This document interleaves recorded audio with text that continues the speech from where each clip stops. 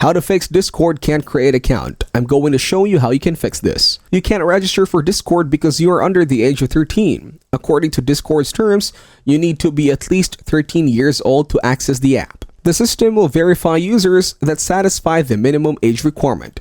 This is to keep users safe and make sure that children do not encounter inappropriate material. When you are creating a Discord account, you need to close your age under date of birth. In some countries, you may need to be older than 13 to use Discord. Some Discord servers are age restricted because they contain inappropriate content. Although you can use the app, you won't be able to access these servers if you're under the age of 18. If you have incorrectly set your birth date and you want to change it, you need to contact Discord support.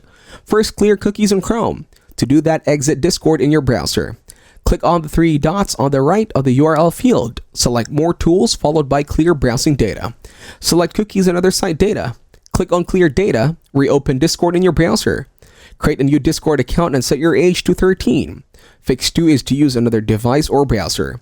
If you are using a computer to create a Discord account, use your mobile phone instead. If you're using your mobile phone to create a Discord account, use a computer instead. Visit Discord in a different browser from the list: Chrome, Edge, Firefox, or Safari.